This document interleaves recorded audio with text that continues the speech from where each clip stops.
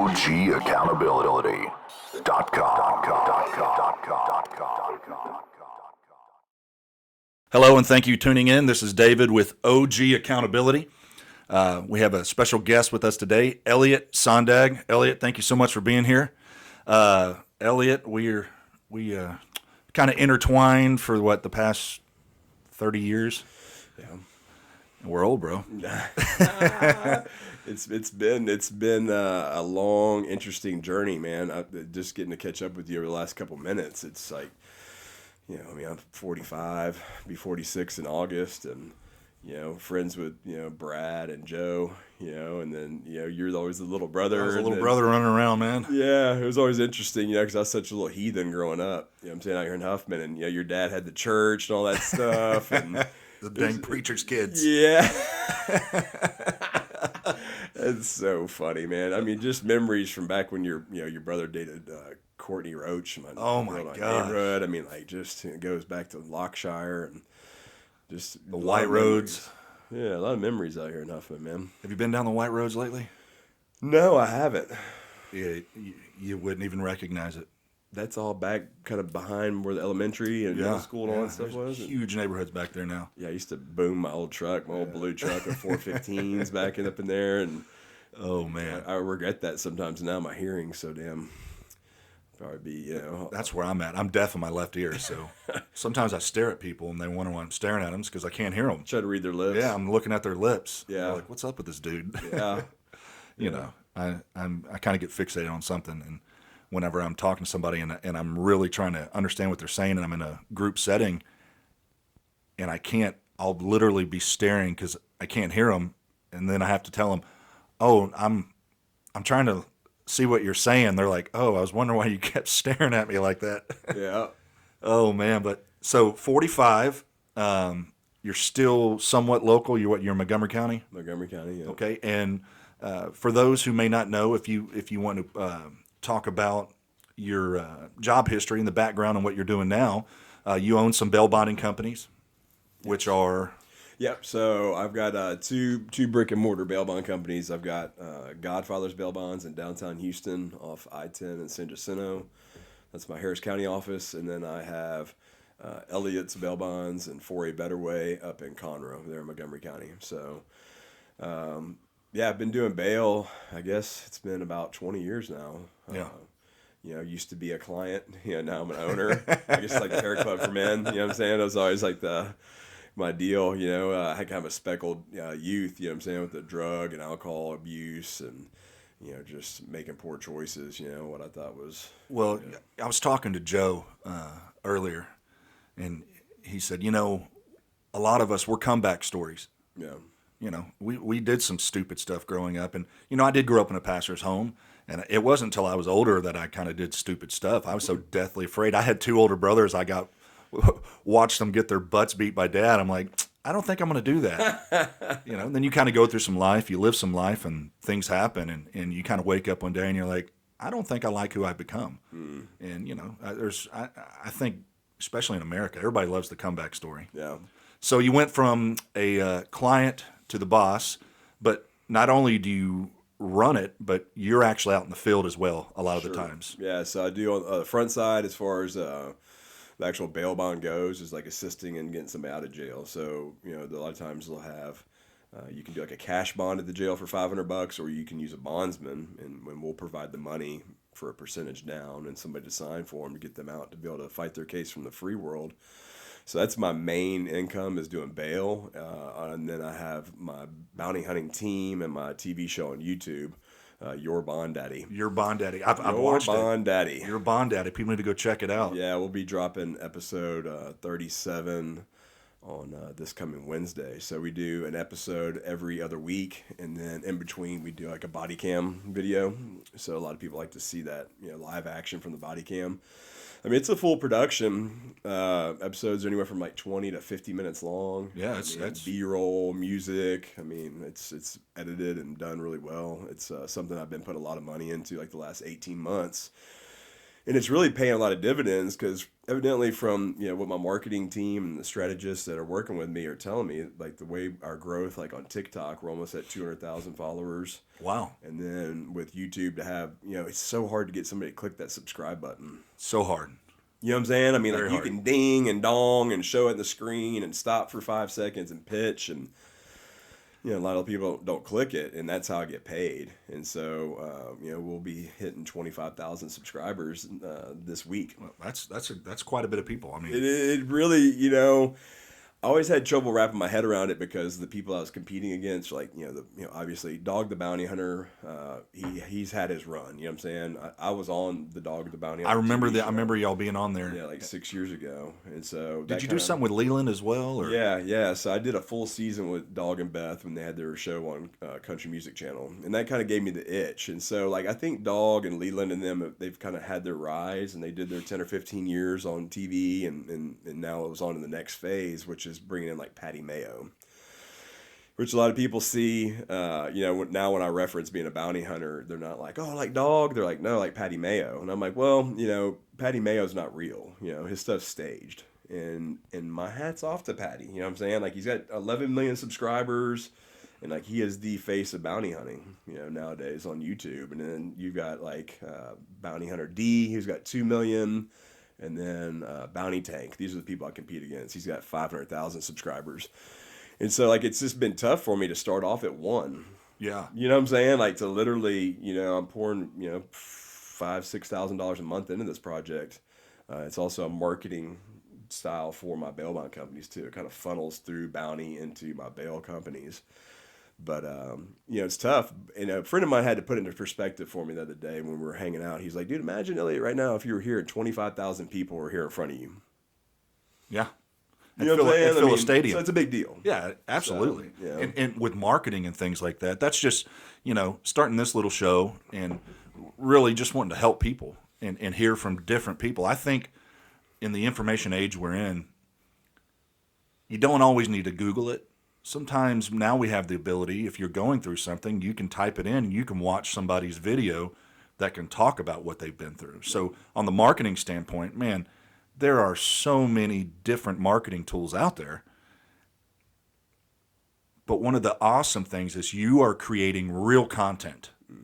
This isn't some dance, you're not, well, maybe you dance, I don't know, but, this isn't some dance. This isn't like, something silly. This is real content. This is real life, and it's your money on the line. Yeah. Like, a lot of people if people don't know how bail bonding work, if somebody's got a $50,000 bond and they put down 10% and you bond them out and they decide to book, you're on the hook for that $50,000. Yeah, $50,000. It's your money. American dollars. Yeah. You know what I'm saying? And I've got $23 million in bonds on the streets between both my bail bond companies. And luckily, we underwrite the bail pretty good. You know what I'm saying? And I was talking with my VP from our insurance company the other day, and he's like, all right, man, you got your forfeitures, your bond forfeitures, people who miss court in really good shape. You know what I'm saying? Like under $100,000 that's out on the streets I'm looking for. He's like, so you probably need to kind of crank it up a little bit more and start writing a little, not necessarily riskier, but like, just kind of open it up a little bit more to. Because that's not even 0.1%. Yeah, it's not. That's extravagant. Which, I mean, a lot of times I'll come into this time of year. That first quarter of the year is always kind of rough because people don't want to go to jail over Halloween, Thanksgiving, Christmas, what I'm saying, New Year's, like, they'll miss their court dates and be like, oh, I'll take care of it next year. And so a lot of times when I come in the first quarter of every year, I have a bunch of forfeitures. So I feel really lucky to have the amount of forfeitures I have right now. And it is almost like monopoly money when I'm writing bail. Like, I have an allotment of money with the county that I write under. But when they miss court is when it becomes real money. Yeah. It's always real money, you know what I'm saying? But I have an account basically with Harris County and Montgomery County that I write off of. That's already there. So, but once they forfeit, I have 6 months to find misdemeanors and 9 months to find felonies. And then it's like scratch the check for 50 racks. Yeah. Now they're coming to you. Yeah. So it's like the county, once they miss court, the county sues, and then that's when we start hunting. And if anybody's ever seen any of the shows, there are criminals out there that will have their grandmother sign over their house or sign over some collateral, and then they'll still jump. Yeah. and still run. I mean, I get it. You know what I'm saying? Like that's like what we were chatting about a little earlier. I mean, coming from a history of addiction, I think that's what makes me really, really good, like next level at what I do, having that history. You know what I'm saying? Yeah. What was a problem, decades ago for me, or late 90s, early 2000s, is really an asset today because it's like, I have this platform now to not only have a business, you know what I'm saying, where I'm really good at reading these people and also giving them an opportunity to come out of the jail and fight their case in a suit instead of like an orange jumpsuit shackled in front of the judge. But just that, what I never would have thought that history I had of just deep, dark addiction would kind of turn into what it is now, to where like I have a platform to be able to help and to share with people my story. Yeah. And I kind of laugh about it at times because it's a captive audience. You know what I'm saying? Like they're either in cuffs in my car or they're just coming out of jail or they're in jail.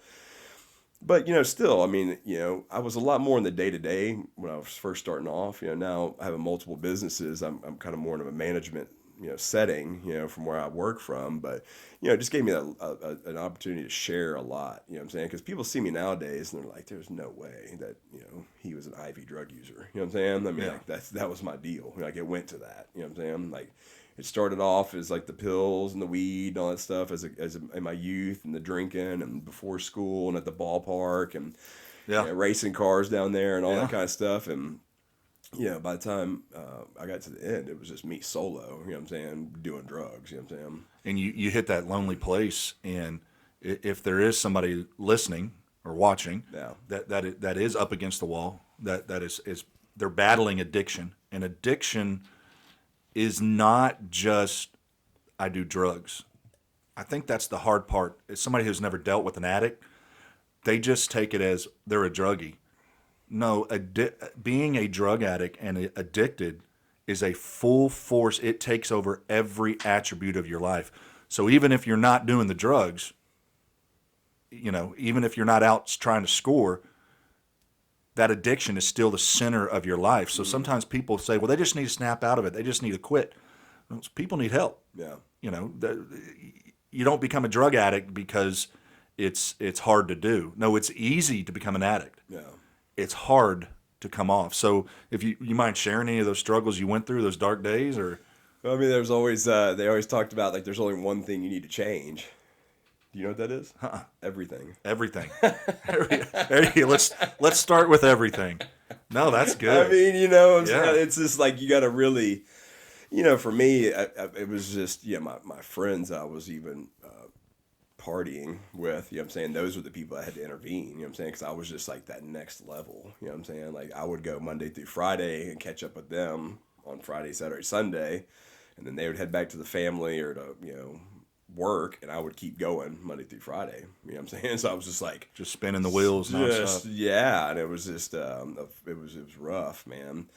And, I'd just swear it off, and like, I'd catch some sleep, you know what I'm saying? Get some food in my belly, and I'd be right back at it.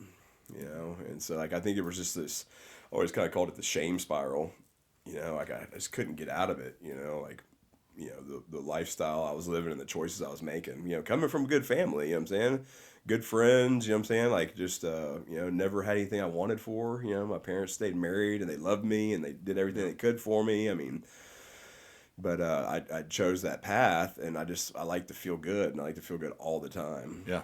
And so once I was intervened on, it kind of started through treatment and 12-step programs and like being in-house in these places, and it didn't really stick for me in the beginning. It was a big shift because I really grew up in a house that wasn't religious, you know what I'm saying? My parents, we weren't like atheists or anything like that, but like we didn't participate in church regularly. We were kind of like go on Christmas or Easter or whatever, or go for a couple months and then not for 6. And, prayer wasn't really in my house. And I'm not knocking my parents for this. You know what I'm saying? It just wasn't their foundation. And so like when I came in at 12 steps, AA was how I sobered up, there was this higher power. And I was like, I can get down with that. You know what I'm saying? It didn't have to be Christ or whatever, whoever's beliefs shoved on me. It was my own conception of a higher power. And so that started to blossom for me. And so I had people, that's the whole thing about 12-step programs, and I feel bad talking about it right now because I haven't been making a lot of meetings. is that it's something that you don't just go and get and leave. You know what I'm saying? It's the people that carried the message to me. You know what I'm saying? Through their like the 12 steps, like to carry the message of Alcoholics Anonymous or Yeah. Narcotics Anonymous or whatever you go to. And those people shared with me, and they're like, "Hey, man, like just hit your knees, and just if you don't believe, then believe in my God." You know what I'm saying? If you need to borrow mine, you know what I'm saying? And I asked God to keep me sober in the morning. I thank Him at night, and it was like real simple. That relationship started to build. Throw your keys under your bed at night, so you got to get down there and get them, and be on your knees already. Hey, I like that. Pray. Yeah. You know what I'm saying? Just Yeah. little stuff. I mean, it's silly. You know what I'm saying? But like, But it if it sticks. gets you in that zone of being in some type of whatever it is, man. If you feel like you're surrendering or you're asking for help or whatever it may be, but that's how that little mustard seed, I guess, started for me, and that just grew over the years through obviously my wife Suzette. We had a really deep. She came from a religious background. Her family was very religious, and so when I met her, I was like, oh, okay, well, this is what we do. So I went down that route, and we raised our family in the church and Catholic school and the whole deal.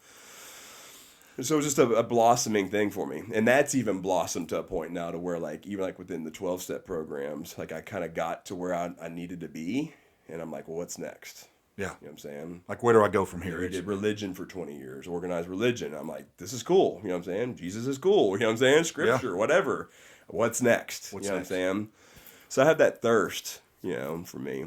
And the knowledge that you do gain from, becoming part of a church body, hopefully, I think one of the hardest things for a lot of people is, you said it, once you surrender, it's no longer about going to church. It's about getting plugged in to God. Yeah. Once you surrender. If you haven't surrendered, church is just another void, like, oh, I got to go sit for an hour, an hour and a half if it's one of those crazy churches, right? But, we are one of those crazy churches. No, I'm just messing. But, once you surrender, but you said something that was so good, is the people that were there in your 12 steps to help you, they have authority to speak to you, and they can speak to you with authority for one of two reasons. They've either overcome what it is that you're faced, so they can say it with authority, or they're in the process of overcoming it with you. And it takes experience. It really does, too. I remember years ago, I worked for GSSC. I did some contracting there, man. We'd go out and we'd put people on house arrest. And it was back with the first generation ankle monitors and stuff like that. And I learned something there. And it's like, once you get that bit of knowledge, that if you go somewhere and you're dealing with a criminal and they call you boss, that's somebody that's done some jail time. Uh-huh. That's not like some guy that was shoplifting. That's somebody that's. So I went to this place, and huge dude, man, he's humongous. And he looked at me and said, "Hey, boss, I ain't putting the monitor on." And I looked at him. I mean, he's huge, probably 330 pounds, just muscled up. And I said, "You're right, you're not. I'm going to put it on you." And he just started laughing.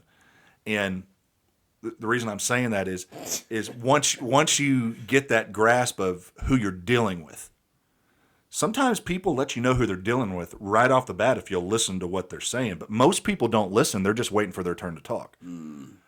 But if you'll listen, people will tell you what they're all about.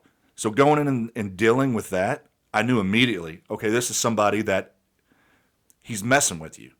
And a convict, they're going to mess with you if they can. If they can power up on you, they're going to. Yeah. But if you hold your foot, then they're cool because they realize I can't run over this person. But in dealing with people, when you listen to how they talk, there is something different about dealing with somebody that is speaking from experience or speaking from thought. Yeah. Just night and day difference. And so you did the hard part. You did the hard stuff. There is no easy way to get through addiction at all. Yeah. I've heard stories where people are like, well, I just put it down. I never did it again. Congratulations. You're part of the 0.0001%. Like, it was easy. Yeah, exactly. That was that first day. So it was like coming out of your skin. And we'll move it into this.